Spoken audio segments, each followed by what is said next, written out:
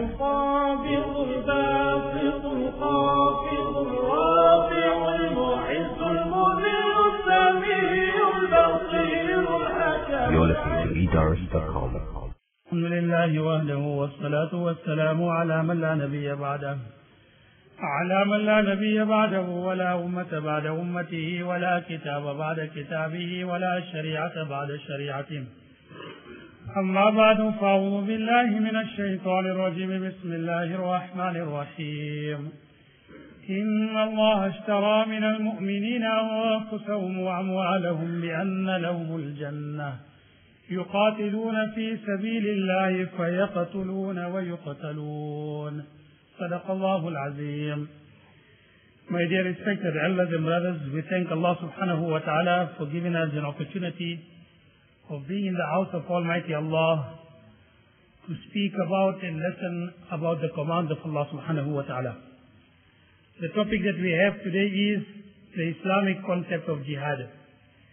And this is the most important topic, especially that this particular topic comes to the fore from time to time. And it is discussed not only in Muslim circles but also in non-Muslim circles. Many a times Muslims who come into contact with non-Muslims have to contend with this particular subject. And therefore today I would like to make mention with regard to this topic in such a manner that we would like to cover the broad spectrum of this particular topic.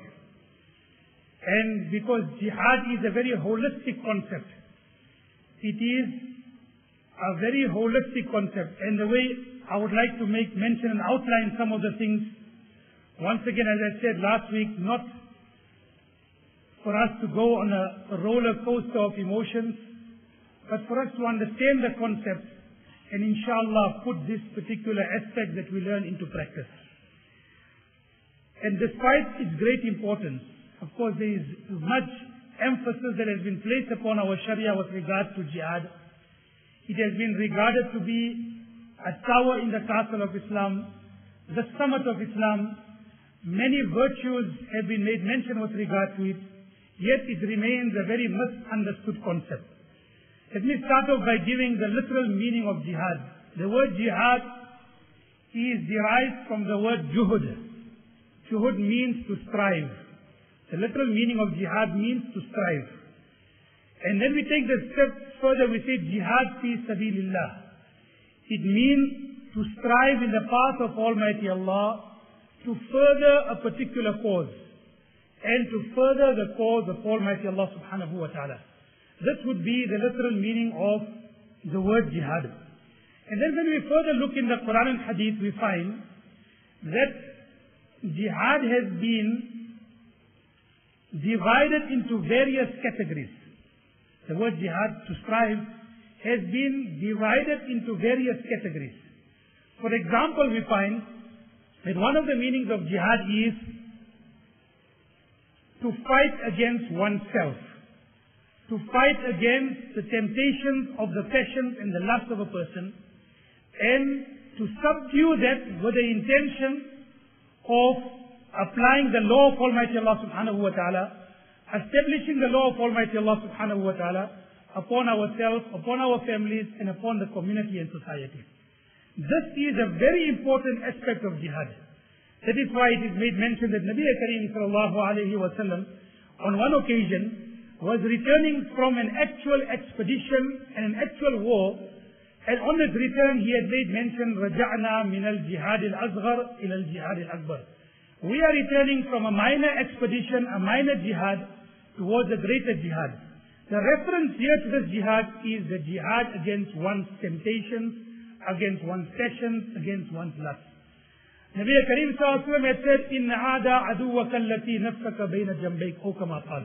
That one of your greatest enemies is that enemy which is at your side, which is all the time upon you. And that is that it is always inclining and leading you towards doing evil.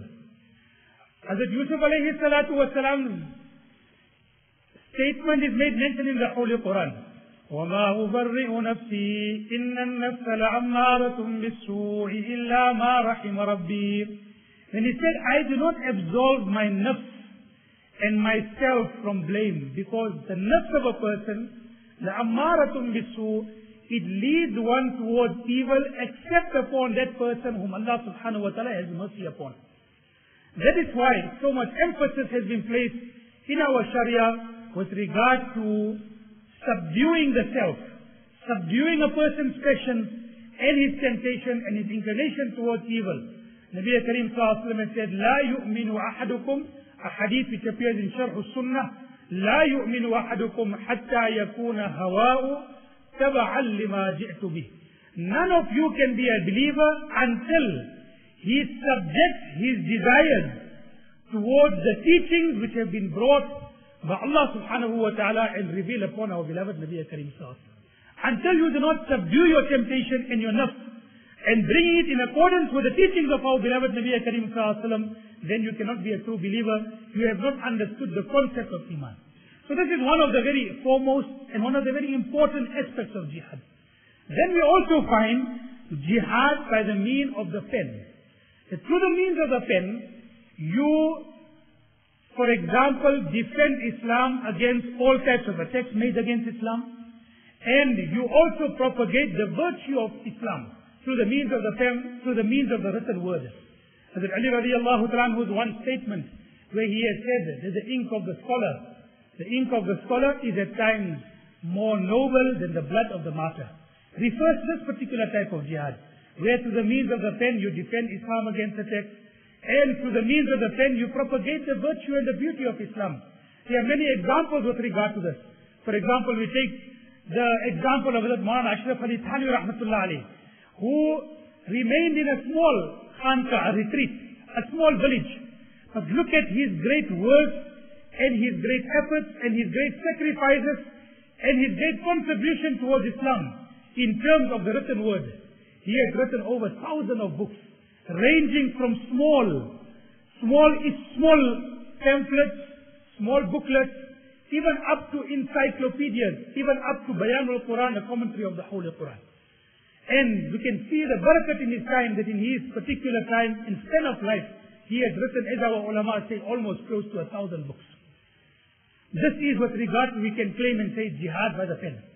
Then you can also make mention and say that jihad through the means of the tongue. That through the means of the tongue you propagate the virtue of Islam. You defend Islam against attacks made by the non-Muslims and by the enemies of Islam.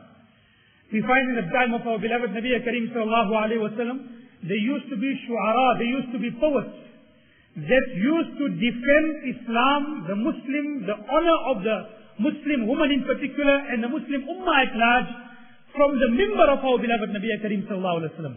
You see, because poetry was such a big thing in the time of our beloved Nabi Karim sallallahu alaihi wasallam, the enemies of Islam used to make poetry, and they used to sing poetry against Islam and the Muslims, against the honor of the Muslims. And the Sahaba Ikram, amongst them there were certain poets, like Abdullah ibn Rawaha, Hazrat Hassan ibn Thabit radiallahu anhu. They used to, from the mimbar of Nabi Karim sallallahu alaihi wasallam, used to defend Islam and the Muslim and the honor of the Muslims against those particular poets and against those particular type of poetry. And in one occasion it is made mention in the hadith that when Hassan ibn Thabit radiallahu anhu used to stand up on the mimbar of Nabi Karim sallallahu alaihi wasallam to defend Islam through the means of poetry, Nabi Karim sallallahu alaihi wasallam on one occasion made dua for him, Allahumma ayyidhu bi ruhil qudus. Oh Allah, assist him in this poetry because of the intention. Assist him in this poetry. What was it, Jibreel alayhi salatu wasalam? Assist him in this what? In poetry. But poetry, for what reason? For what intention? For the intention of, propagating the virtue of Islam and defending Islam against the attacks of the enemies of Islam. So we find jihad by the tongue. Another meaning and another aspect of jihad of the tongue is what Nabi Karim sallallahu alaihi wasallam had said, Afzalu jihad. One of the most superior forms of jihad is kalimatu haqqin in the sultan in ja'ir. To speak the truth in front of a tyrant ruler. You are confronted by a tyrant ruler, and despite his tyranny, despite his oppression, despite the fact that he could harm you because of the apparatus that he had under his control, you do not fear that, and you speak the truth with regard to that particular ceremony that he is carrying out, and you tell him the truth, and despite his ceremony you tell him the truth, Nabi Karim Sallallahu Alaihi Wasallam has made mention of this as one of the superior and the nobler forms of jihad. Kalimatu haqqin in the Sultan Jair. So there are many aspects with regard to, as I said, many various categories of this particular word of jihad. And that is why it is most interesting to note that Imam Bukhari rahmatullah alayh, in his Sahih Bukhari, in one particular chapter, the chapter is known as Babul Mashi ila al-Masjid. The chapter is the chapter on going to the masjid for salat. The chapter is entitled, the chapter of going to the masjid for salat. Under this particular chapter, and I just go and see that particular hadith, he has narrated the hadith which is normally quoted by the ulama with regard to going out in the path of Almighty Allah. What is that hadith?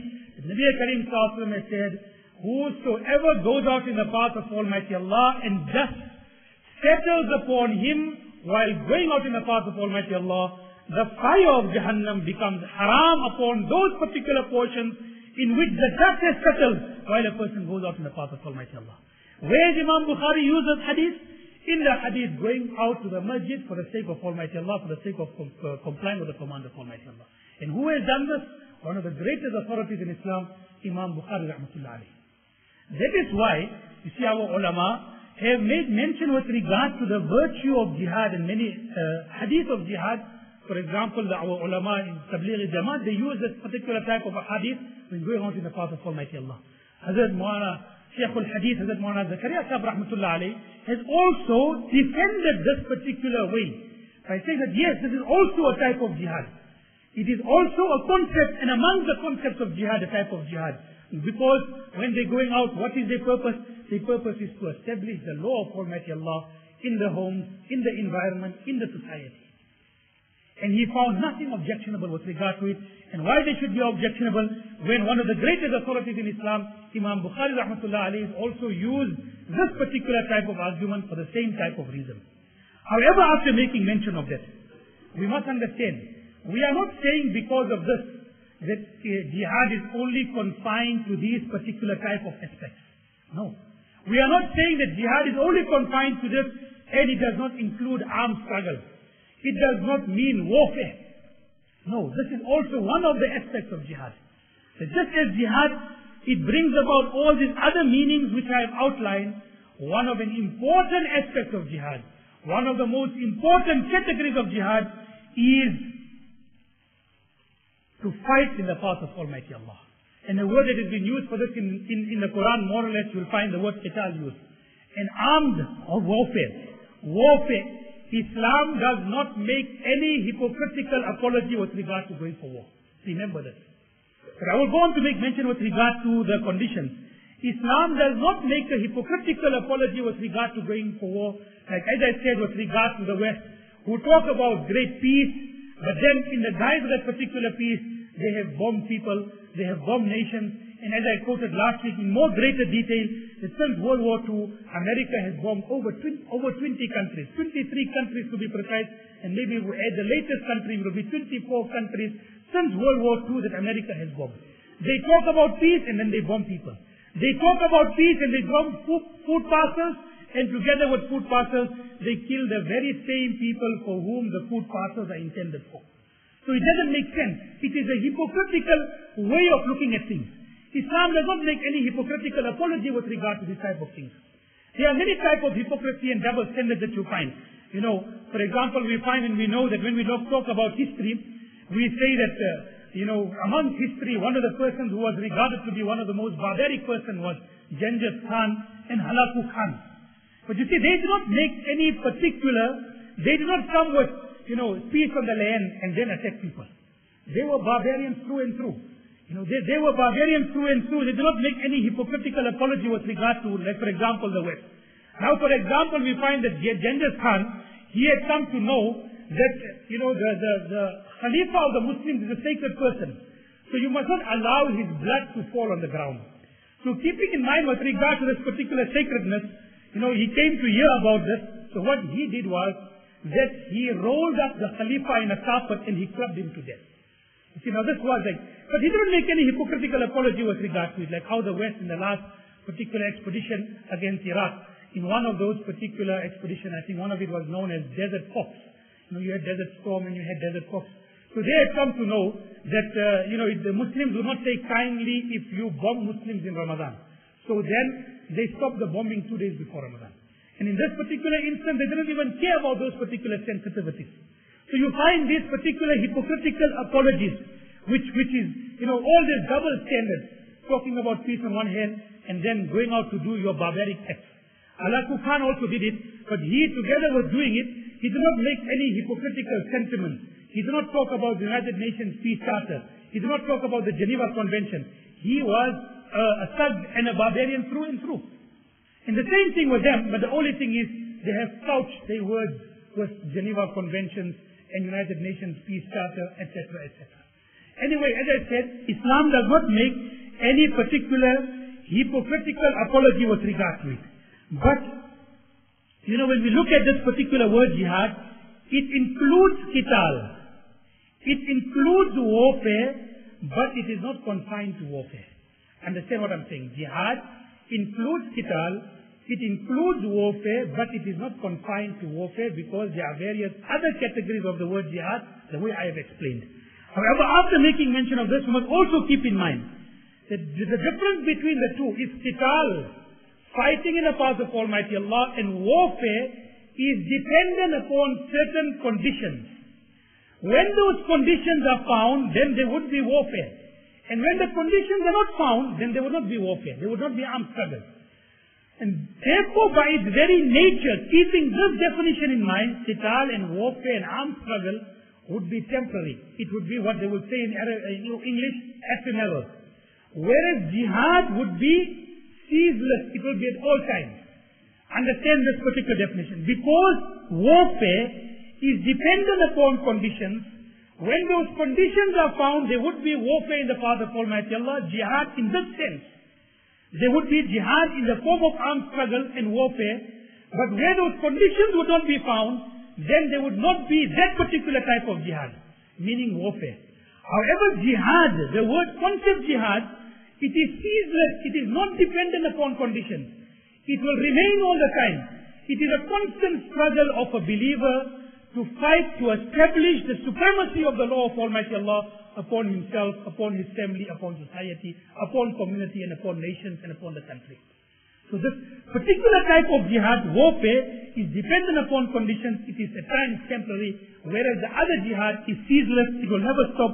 It will be all the time. Now, after understanding this, let us, without being exhaustive, make mention with regard to certain of the conditions required for qital, jihad in the sense of warfare. And that is, for example, one among them is, since this particular type of jihad is an act of obedience towards Almighty Allah, those who are called upon to do this particular type of jihad, meaning qital, must be equipped with moral discipline. An important aspect, because you are doing it for the sake of obedience towards Almighty Allah, it must be done with moral discipline. Otherwise, you lose the high moral ground, and in fact, it could even be detrimental to the Islamic cause. It could even be detrimental. Now, what I would like to do is make mention of some of the conditions, and then go on to make mention with regard to the virtue, and make mention with regard to the ideal. Because you should not go and, we try and cover all the spectrum, so we do not go with any particular illusions with regard to the full spectrum of the concept of jihad. Now, making mention with regard to this particular, one of the conditions, you need moral discipline. I will give an example from the time of Umar ibn Khattab radiallahu ta'ala. In the time of Umar ibn Khattab radiallahu ta'ala, the Muslim army had surrounded what was at that particular time known as Ilya, Jerusalem. And the Christians who were in control, they had sued for peace. But one of the conditions of their peace was, in fact, one of the bishops who was in Jerusalem, in Al-Quds, in Ilya, was named Bishop Sophronus.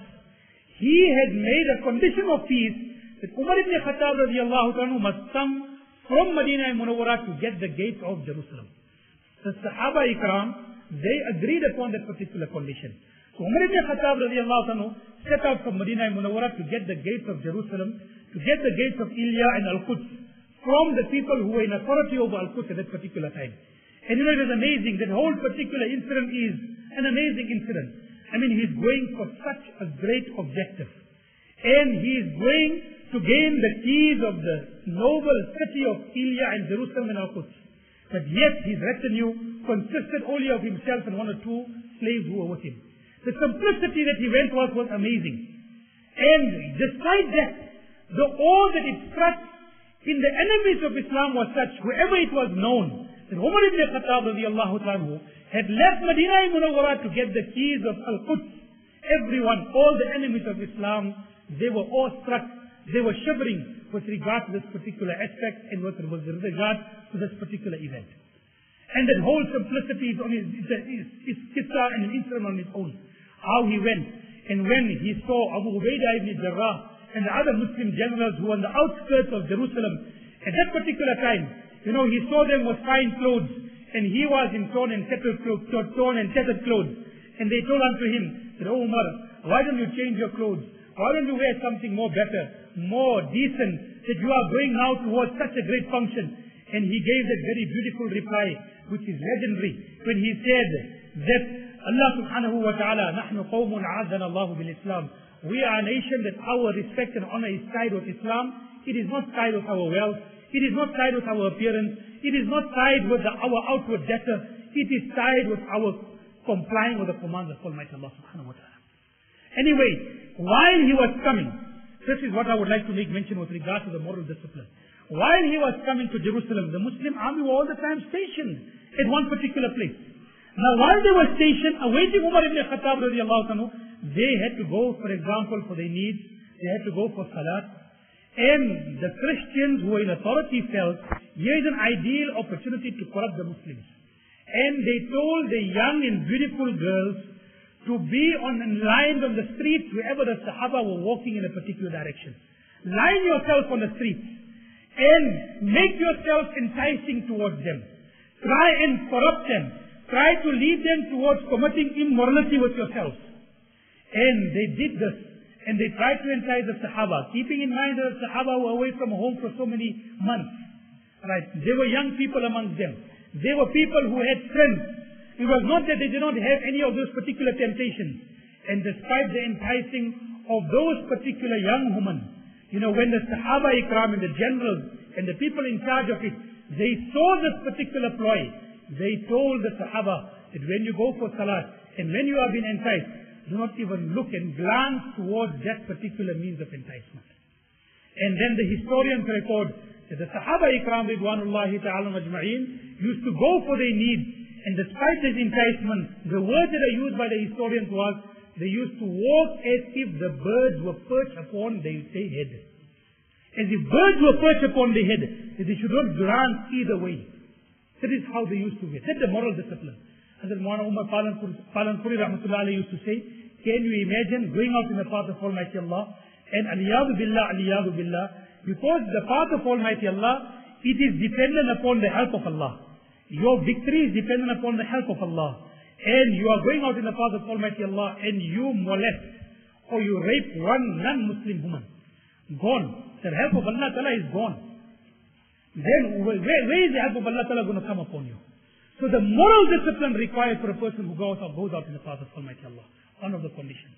Another condition that our ulama have made mention is, jihad and qital is not about bravado. It is not about vanity. It is not about showing your strength.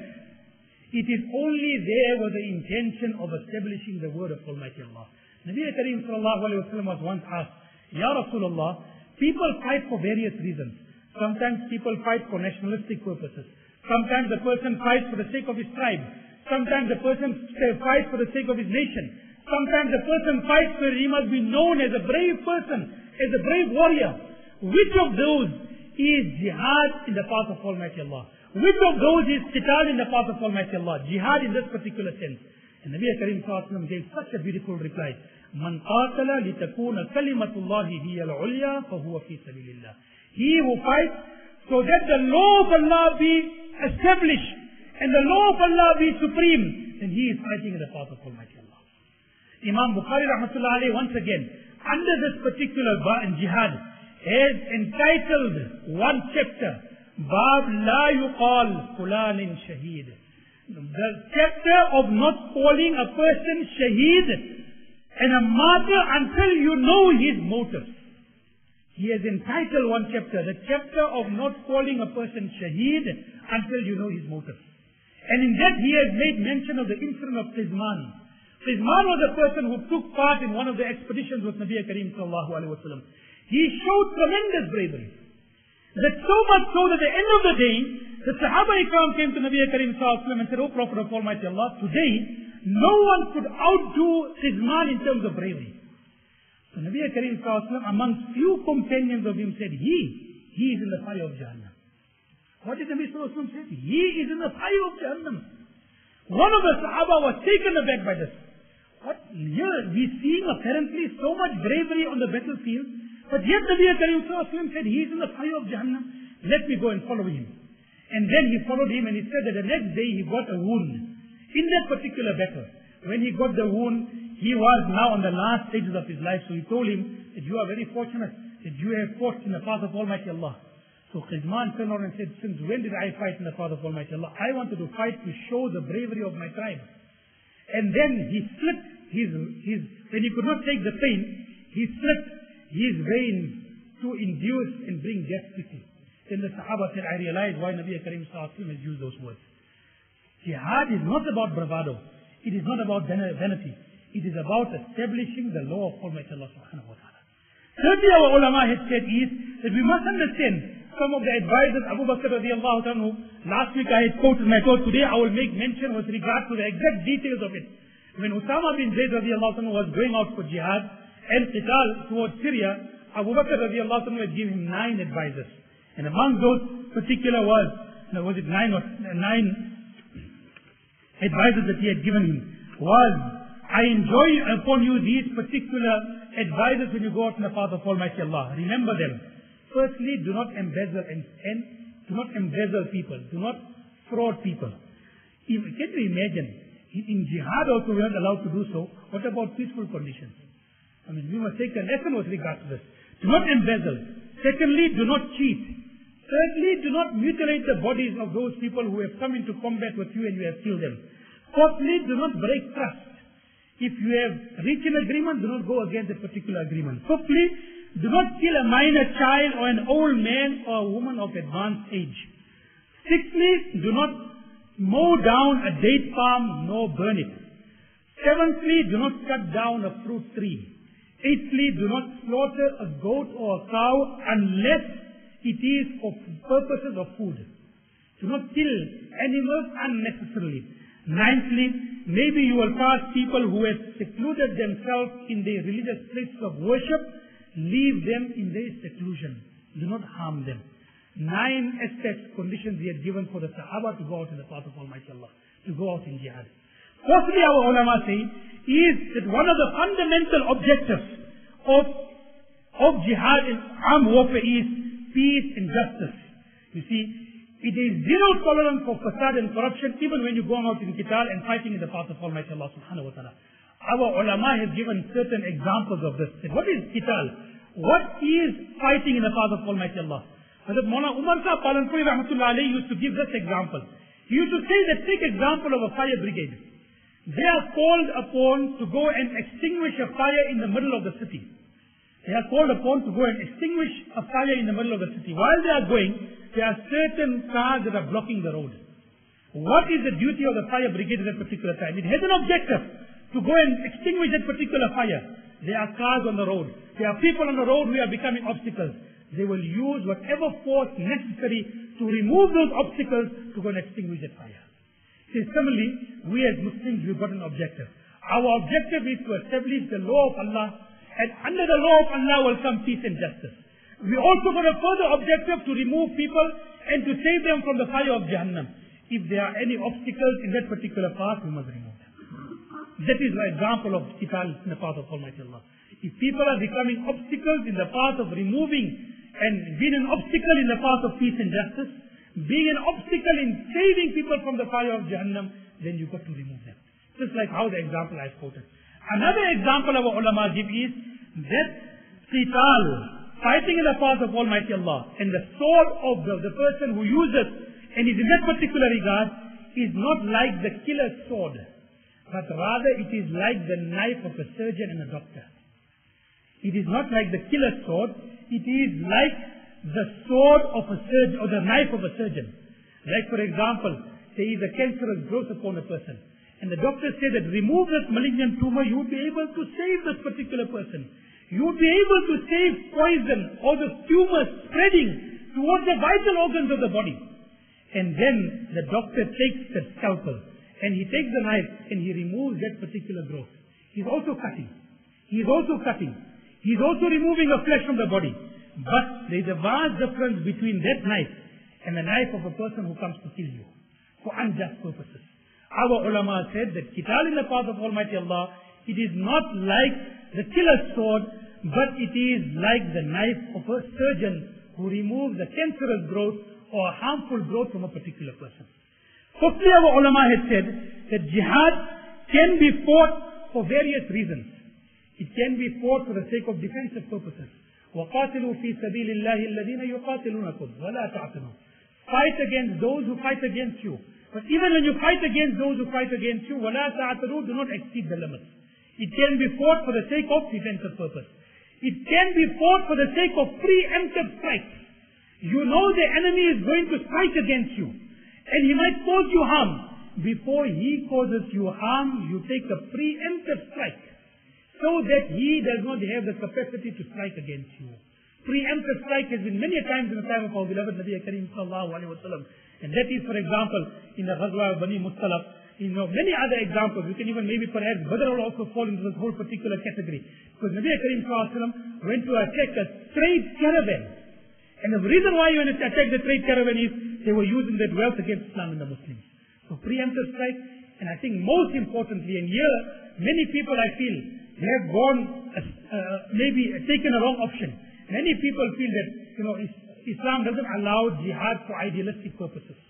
This is a folly, because there is no doubt that Islam allows, and there has been jihad for the sake of idealistic purposes in the time of Nabi Kareem sallallahu alaihi wasallam and in the time of the Khulafa Rashidin. Idealistic purposes means to go and fight against a particular people and nation, to bring about the law of Allah subhanahu wa ta'ala upon that particular nation, to bring about peace upon that particular nation, to bring about justice which will follow in the wake of Islamic law. That is idealistic purposes. And I feel we should not be apologetic with regard to it, especially in today's time. Today when we look around the world, we find that the West regards democracy as its ideal. Now for the sake of its ideal, it has not hesitated to use force whenever it was necessary for them, or whenever they felt it was necessary for them, or whenever the consideration required to use force to enforce that particular ideal. To use force to enforce that ideal. They did it in Grenada, they did it in Haiti, they did it in many other places. What do? They use force to enforce what they regard to be the ideal, which is democracy. So if they can use it, why should we be apologetic? We have the law of Allah with us. And that law of Allah is, which will bring peace and justice. Allah Ta'ala says, Innal arda lillah, the earth belongs to Almighty Allah. It is only fair that the law of Allah be established upon the earth of Almighty Allah subhanahu wa ta'ala. So it can be fought for idealistic purposes. Unfortunately today we don't have that particular capacity, that power and strength to fight jihad for the sake of this particular idealistic purposes. But it has been fought in the history of Islam. Then of course there are many other conditions. I've just given you a broad, without being exhaustive, some of the conditions requiring to go out in the path of Almighty Allah, or to fight a war in the path of Almighty Allah subhanahu wa ta'ala specifically. Like for example, according to Imam Hanifa rahmatullah alayhi, for you to go out in qital, there has to be an authority. You have to present the alternatives to the enemy. This was what Hazrat Khalid ibn Walid radiallahu anhu and the other Muslim generals used to do. They used to give them the alternatives. If they accept Islam, and if you accept Islam, everything of yours will be peaceful, your life will be under safety, will be under security. Secondly, agree to live under an Islamic way of life, under Islamic control. Yes, many things of yours would be protected. Your right of worship would be protected. Your covenants would be protected. Your places of worship would be protected. All that. But the supreme law of the land would be according to the commands of Allah subhanahu wa ta'ala. And if you do not agree upon that, then the third alternative would be to fight against you. So these alternatives have to be presented. These are some of the conditions which I have made mention. Now, after making mention of these particular conditions, we must make mention that jihad in that last form, is the ultimate. While these are other forms of jihad which I have made mention, this is the ultimate. It is the ultimate in terms of sacrifice, and in its wake comes tremendous benefits. It is to the detriment of the ummah that in the last century or so, that this particular form of jihad has, especially in the last sense, idealistic purposes have not been able to be carried out because of our weakness. But let me make mention and say what type of benefit comes upon not only Muslim societies, but the entire society. Qadi Sulaiman Mansur Puri Rahmatullah Ali has written a seerah and a life of our beloved Nabi Karim Sallallahu Alaihi Wasallam. He had gone to count the amount and the people who had lost their lives in the various jihads in the time of our beloved Nabi Karim Sallallahu Alaihi Wasallam. And he had come out with a conclusion that 1,018 people had lost their lives from both sides. 1,018 people had lost their lives. Now keeping in mind that World War II, when we talk over 50 million people had lost their lives. And the end result was not the required peace and justice. In the time of our beloved Nabi Karim Sallallahu Alaihi Wasallam, 1,018 people had lost their lives. But the consequences of that was that in a lawless land like Arabia, before the time of our beloved Nabi Karim Sallallahu Alaihi Wasallam, there was such great peace and stability that a woman used to go from far away Iraq, come and perform Umrah, and there used to be no one who used to harm her. There used to be no one who used to look at her in any particular way of trying to harm her. This is the justice and peace that comes in the wake of true jihad in the path of Almighty Allah. Allah has made mention of it in several times. وَلَوْلَا دَقُّ اللَّهِ النَّاسَ بَعْدَهُمْ بِبَعْدٍ لَهُدِّمَتْ صَوَامِعُ وَبِيَعُ وَصَلَوَاتُ وَمَسَاجِدُ. When this particular jihad stops, then you will find, Allah Ta'ala uses this word, not myself, even masjids, even churches, even synagogues will not be peaceful. They would not be able to be safe. It means with jihad, all these particular things would be safe. Then you find, for example, in Abu Ubaidah ibn Jarrah, radiallahu ta'ala in Fi'l, in the Jordan Valley, when he had come and established himself there, that was the time when Umar ibn Khattab radiallahu ta'ala was still coming from Medina Munawwara. The Christians of that particular place had written to him, although we are co-religionists with the Byzantine Empire, we would like to be under your control. We would like to be under the control of the Muslims. We would like to be under the control of the Muslims. The people of Imsa, and sometimes it used as Hims in the Arabic language in modern day Syria, had closed their doors for Herakl and Heraclius, again the Roman Empire, and had welcomed the Muslims. And at a particular time when the Muslims had to retreat to go and fight in another front, they gave them back their jizya, the money that they had given the Muslims to protect them. The Jewish and the Christian subjects were crying as the Muslims left that particular place, saying that you are like angels who had come and now angels are leaving. The Coptic Christians of Egypt had welcomed the Muslims when they had come into Egypt. And all this has been written, and sources of this have been provided in a book, The Preaching of Islam, by a person by the name of Thomas Arnold. In fact, it will be quite interesting to note that Thomas Arnold was even knighted. He was even knighted by the British Empire. And therefore he carries the word Sir Thomas Arnold. This keeping in mind with regard, and he has written with regard to the preaching of Islam in this particular matter. Then after making mention of this, this is the peace and justice that will come. And that is why Nabi Karim Sallallahu Alaihi Wasallam said in the hadith which appears in Abu Dawud, a time will come upon the Ummah that they would trade in a manner which is synonymous with interest. Although they would not call it interest, but in reality it will be interest. They would be confined to cultivation. They would be confined to cultivation, agriculture. They would not branch out into various fields. They would just keep themselves into one particular sphere of working. They would use cows' whips as being tyrants upon their own people. And when you leave jihad in the path of Almighty Allah, then Allah subhanahu wa ta'ala will bring humility, defeat upon you, and that humility will not be able to be reversed until you go back in the path of Almighty Allah and make jihad in the path of Almighty Allah. Right. Now, after making mention with regard to the various forms and categories of jihad, after making mention that qital is also one form of jihad, after making mention that what are some of the conditions with regard to qital in the path of Almighty Allah. And then now we make mention with regard to some of the benefits that will come upon people when this particular jihad is carried out in its true sense. Lastly, let us make mention, and this is the last portion of the talk, and that is with regard to the virtue of this particular form of jihad when all the conditions are met. Nabi Kareem sallallahu alayhi wa sallam had said, إِنَّ الْجَنَّةَ تَحْتَ ظِلَالِ السُّيُوفِ, that verily Jannah lies under the shadow of swords. In one hadith, Nabi Kareem sallallahu alayhi wa sallam had said, إِنَّ اللَّهَ اشْتَرَى مِنَ الْمُؤْمِنِينَ أَنفُسَهُمْ وَأَمْوَالَهُمْ بِأَنَّ لَهُمُ الْجَنَّةِ, that Allah subhanahu wa ta'ala has purchased your life, the life of the believer. Anfusahum, his life and his wealth. Allah has purchased it. With what has Allah purchased it? Allah has purchased it with Jannah. So what is the merchandise that you are selling? You are selling your life and your wealth. And Allah Ta'ala is buying it with Jannah. That is it. We will read this particular ayat in today's Tarawih. The 11th Surah. إِنَّ اللَّهَ اشْتَرَى مِنَ الْمُؤْمِنِينَ أَنفُسَهُمْ وَأَمْوَالَهُمْ بِأَنَّ لَهُمُ الْجَنَّةِ. Nabi Kareem sallallahu alayhi wa sallam had said, it is my desire that I be slain in the path of Almighty Allah subhanahu wa ta'ala. ثُمَّ أُحْيَا, then I be brought back to life. Then again I be slain in the path of Almighty Allah. Then again I be brought back to life. Then again I be slain in the path of Almighty Allah. And then again I be brought back to life. Nabi Kareem sallallahu alayhi wa sallam had said that the pain a person suffers when he goes and he dies in the path of Almighty Allah is like the pain of a person who has just been pricked mildly with a needle. In one hadith, Nabi Kareem sallallahu alayhi wa sallam had said, on the day of Qiyamah, Allah subhanahu wa ta'ala would call a martyr and a person who had sacrificed his life in the path of Almighty Allah. And Allah subhanahu wa ta'ala would tell him, choose whatever you want. Ask from me whatever you want. And he will say, well, Allah, you have given me all rewards. What more can I ask for? But if you want to give me something, send me back in the world. And the pleasure that I got in sacrificing my life in your way, let me be able to enjoy that pleasure repeatedly.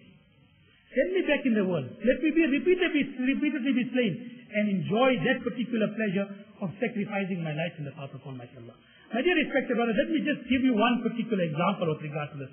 You and I are quite well aware that the greatest thing Allah has ever created has been the being and the body of our beloved Nabi Kareem sallallahu alaihi wasallam.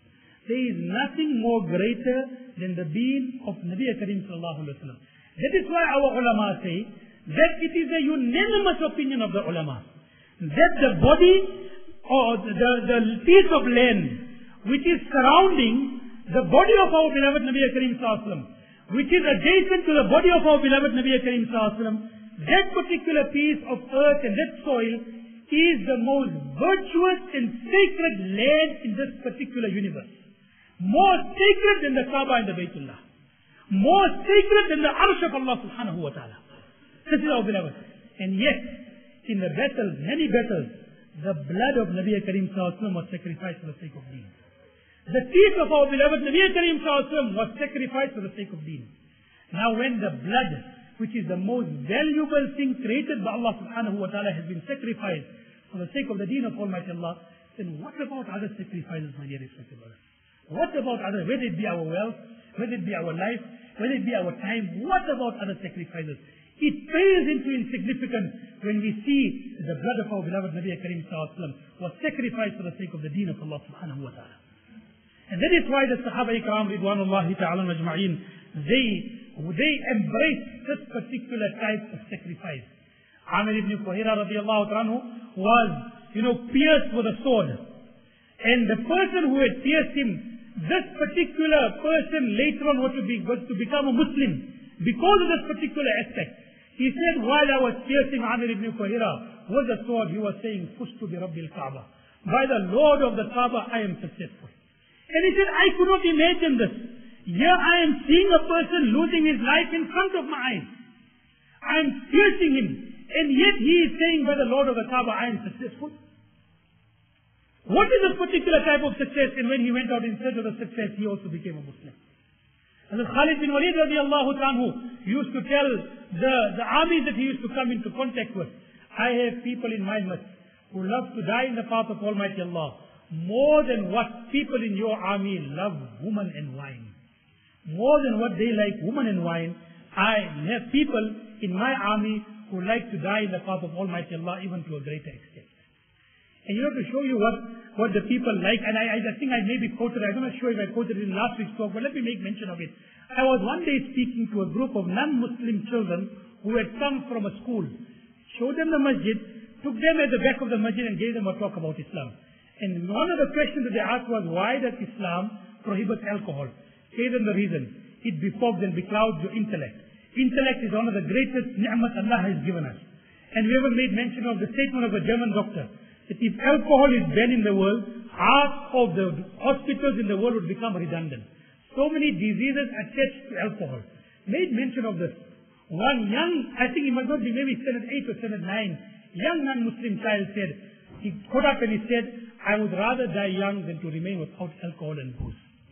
I would rather die young than to be without booze. This is how they like it. And can you imagine that mindset? And Khalid bin Walid radiallahu anhu telling people with regard to that mindset, I have people in my army who love to die in the path of Almighty Allah more than what you like woman and wine. What is great. That is why we find these type of, for example, Jafar bin Abi Talib radiallahu anhu, the cousin of our beloved Nabi Kareem sallallahu alayhi wa sallam. So beloved to Nabi Kareem sallallahu alayhi wa sallam, so beloved to Nabi Kareem sallallahu alayhi wa sallam, that when after the battle of Khaybar, Nabi Kareem sallallahu alayhi wa sallam comes back to Medina Munawwara, the 7th year after Hijri. Nabi Kareem sallallahu alayhi wa sallam had got a victory in a major battle against the Jews. Right? Jafar bin Abi Talib comes from Abyssinia, because after Hijrat, from the first Hijrat from Makkah to Abyssinia, he had remained in Abyssinia all this year. And in the 7th year after Hijrah, he joins Nabi Kareem sallallahu alayhi wa sallam, and he comes to Medina Munawwara. Nabi Kareem sallallahu alayhi wa sallam is so happy to see him. Nabi Kareem sallallahu alayhi wa sallam embraces him and tells him, "Oh Ja'far, I am not sure whether the victory of Khaybar has given me more pleasure, or meeting you after so many years has given me more pleasure." So close to Nabi Kareem sallallahu alayhi wa sallam. The next year, 8th year after Hijrah, Nabi Kareem sallallahu alayhi wa sallam sends him on an expedition. And in that particular expedition, Nabi Kareem sallallahu alayhi wa sallam makes him the leader and the commander of the Muslim army. And Jafar bin Abi Talib, Abdullah bin Rawaha, Zayd ibn Haritha, all three very close to Nabi Kareem sallallahu alayhi wa sallam. One the cousin of Nabi Kareem sallallahu alayhi wa sallam. One the adopted son of Nabi Kareem sallallahu alayhi wa sallam. One the poet of Nabi Kareem sallallahu alayhi wa sallam. Nabi sallallahu alayhi wa sallam put them in the forefront. Nabi Kareem sallallahu alayhi wa sallam's example with regard to sacrifice in the path of Almighty Allah was unlike the sacrifices today people make for the sake of the nation and pride. Today the people who are in the hierarchy and authority of the nation, they milk the country the most. The people who are in the hierarchy and their families, they milk the country the most. And more than anyone else. Whereas Nabi Kareem sallallahu alayhi wa sallam's example was that sacrifice was required most from those who were closest to Nabi Kareem sallallahu alayhi wa sallam. Sacrifice required most from those who were closest to Nabi Kareem sallallahu alayhi wa sallam. Therefore, in the battle of the trench, when one of the favorite warriors, I think was Ibn Wood, he crossed over the trench and said, "Hal min Mubarak, is there anyone who will challenge me?"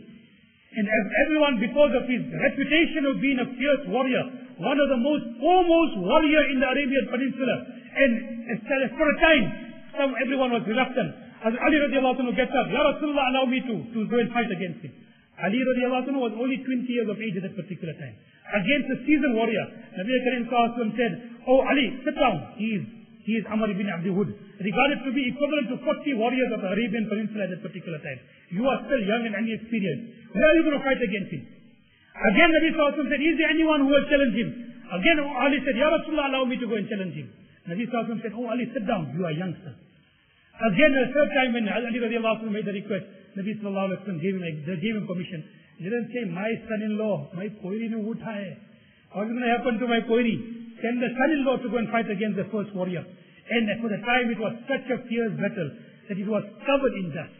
So both of them were covered in dust. No one could see what is happening to the two. Such a fierce battle. And then the Sahaba were also waiting one side. The enemies were also looking at what's going to happen with regard to this battle. And all of a sudden, in the midst of those particular dust, they hear the call of Takbir, Allahu Akbar. So Ali radiallahu anhu was saying, "I have killed the enemy of Allah subhanahu wa ta'ala." So the sacrifice, when I thought that Fatima radiallahu anhu is complaining about blisters upon his hand, on her hand, with regard to doing domestic work, Nabi Karim Sallallahu Alaihi Wasallam is giving and distributing slaves to the other people, inhabitants of Medina. And she goes and she's seen Nabi Karim Sallallahu Alaihi Wasallam distributing slaves, she comes away. Nabi Sallallahu Alaihi Wasallam goes and visits her. Oh Fatima, you had come to visit me, why did you go away? Ya Rasulullah, I saw you distributing slaves. I came away, I was also in need of a slave. And Nabi Karim Sallallahu Alaihi Wasallam told, oh Fatima, you read 33 times Subhanallah, Alhamdulillah, Allahu Akbar. There are other people who are maybe perhaps more needier than you. Just an example of that. And here, even in this particular battle, who does he send in the forefront? He's adopted son, who is also martyred. He is one of the most foremost, the poet who I made mention of previously, Abdullah bin Rawaha. He's also martyred. And Ja'far bin Abi Talib, also martyred. And when they counted the wounds of his body, after the battle, they saw 90 wounds on the front of his body. 90 wounds. Nabi Karim Sallallahu Alaihi Wasallam is sitting in Medina Munawwara in Masjid Nabawi when Hazrat Jibreel Alayhi Salatu Wasalam comes with the news. Sahaba say Nabi Karim Sallallahu Alaihi Wasallam started crying. We do not know why Nabi Karim Sallallahu Alaihi Wasallam was crying. And Nabi Sallallahu Alaihi Wasallam said that these three people are martyrs. And Nabi Sallallahu Alaihi Wasallam relayed the news to the Sahaba. Then Nabi Karim Sallallahu Alaihi Wasallam goes to the family of those people to give them the news. Hazrat Ja'far bin Abi Talib was 33 years of age, my dear respected brothers. 33 years of age he was. And when Nabi Karim Sallallahu Alaihi Wasallam goes to his family, the children are playing outside. His children are playing outside. So Nabi Karim Sallallahu Alaihi Wasallam embraces the children and showers love upon them. Asma binti Umayr, the wife of Hazrat Ja'far, said, the way Nabi Karim Sallallahu Alaihi Wasallam showered his love upon the children, I started having a doubt that perhaps something had happened to Ja'far. And she said, oh Prophet of Almighty Allah, did you hear anything about Ja'far bin Abi Talib? And Nabi Karim Sallallahu Alaihi Wasallam said, yes, that Ja'far bin Abi Talib had sacrificed his life in the path of Allah. She is so taken aback by grief that she faints.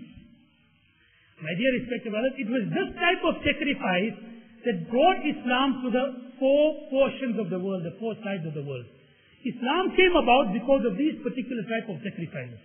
Bashir bin Aqraba radiallahu anhu was a young Sahabi, very young. Nabi Karim Sallallahu Alaihi Wasallam goes out on an expedition with his father. And as they're coming back, a young child, in expectation of meeting his father, after a long time, goes and welcomes his father on the outskirts of Medina Munawwara. And the whole army passes by, he doesn't see his father. And then he comes to Nabi Karim Sallallahu Alaihi Wasallam and he catches Nabi Karim Sallallahu Alaihi Wasallam's kurta. Ya Rasulullah, what has happened to my father? I don't see my father. Nabi Karim Sallallahu Alaihi Wasallam initially turned his face away from him. Nabi Sallallahu Alaihi Wasallam could not see his grief.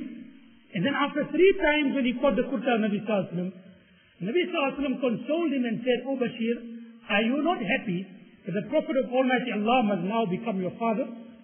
And Hazrat Aisha radiallahu ta'ala must become your mother. That's how Nabi Sallallahu Alaihi Wasallam broke the news of his father's death. So what I'm trying to prove, my dear respected brothers, is that this is the ultimate. That is what Allah subhanahu wa ta'ala says, وَلَا تَقُولُوا لِمَنْ يُقْتَلُ فِي سَبِيلِ اللَّهِ أَمْوَاتٍ. Do not call those people who have died in the path of Almighty Allah as dead. بَلْ أَحْيَاءُ, they are alive. وَلَكِنْ لَا تَشْعُرُونَ, but you can't perceive their life. They are alive by Allah subhanahu wa ta'ala. In one hadith, Nabi Karim Sallallahu Alaihi Wasallam said, the soul of the martyr, the soul of a person who sacrifices his life in the path of Almighty Allah, it goes around with the birds and goes into Jannah. And it travels and it traverses into Jannah. Now this particular type of sacrifice and this particular type of jihad is the ultimate. And whenever the consideration requires, then we are prepared to sacrifice even our life in the path of Almighty Allah. I mean, what about other sacrifices? What about, when spending a day and worrying about thirst because it is hot? What about that? What about the sacrifice of getting up early in the early hours of the morning, on a cold winter's morning to perform Fitr Salat with Jamaat? We can't do that also, my dear respected brothers. And the sacrifices of Sahaba Ikram Ridwanullah Ajma'in did for the sake of the deen of Almighty Allah subhanahu wa ta'ala. In conclusion, we will say 2 things. One is that while this particular type of jihad, the ultimate, in terms of warfare, maybe we get the opportunity, maybe we don't get the opportunity. But the other forms of jihad, establishing the law of Allah upon ourselves, upon our families, upon our environment, is open to each and every one of us, my dear respected brothers. There is no reason why we become lazy with regard to that particular type of jihad, of establishing the law of Allah upon ourselves, in our life, in the life of our family. There is absolutely no way of us excusing ourselves from that. And secondly, we would make mention is that while we know that that is the ultimate, and maybe we are weak, we cannot reach that ultimate, or maybe the conditions are not yet here, whatever it is, we must never lose sight of the ideal. Never lose sight of the ideal, my dear respected brothers. That is one thing that we must never lose sight of. Nabi Karim had said, "Man mata walam yaghzu," the person who dies, who has not taken part in this particular form of jihad, and the desire does not ever crosses his mind that I want to sacrifice my life for the sake of my Creator. That desire doesn't come through his mind, then he has died upon a portion of nifaq and hypocrisy. And if you keep in mind the ideal, Nabi Karim had said, a person who desires martyrdom in the path of Almighty Allah, to sacrifice his life in the path of Almighty Allah, and as long as he has that very great desire, then Allah would grant him the reward of that martyrdom even if he dies in his bed. Even if he dies in his bed, Tirmidhi Sharif riwayat, even if he dies in his bed, if he got that arzu, if he got the determination, if he got that desire, Allah will grant him that reward even if he dies in his bed. And inshallah we should try and make preparations also for regard to that. So may Allah subhanahu wa ta'ala give us the tawfiq of understanding and making amal. Inshallah, alhamdulillah, we hope that Allah subhanahu wa ta'ala has given us some understanding with regard to this particular beautiful concept of jihad. It is such a beautiful concept, and as I've tried to explain all the spectrums of regard to it, jihad is not confined to qital. Qital is part of jihad. It is not only, but it is not confined to jihad. All the various categories, we need to keep this in mind. And may Allah subhanahu wa ta'ala give us tawfiq of understanding and making amal. Wa akhiru da'wana alhamdulillahi rabbil alamin. اللهم صل وسلم وبارك على سيدنا ونبينا ومولانا محمد وبارك وسلم. اللهم أنت السلام ومنك السلام تبارك ربنا وتعاليت يا ذا الجلال والإكرام. اللهم ربنا ظلمنا أنفسنا وإن لم تغفر لنا وترحمنا لنكونن من الخاسرين. اللهم ثبتنا على الإيمان وأمتنا على الإيمان واحشرنا يوم القيامة مع المتقين مع الإيمان. اللهم إنا نسألك الهدى والتقى والعفاف والغنى. اللهم أرنا الحق حقا وارزقنا اتباعه وأرنا الباطل باطلا وارزقنا اجتنابه. اللهم انصر المجاهدين في سبيلك. اللهم انصر المجاهدين في سبيلك في أرض الإسلام وفي كل مكان.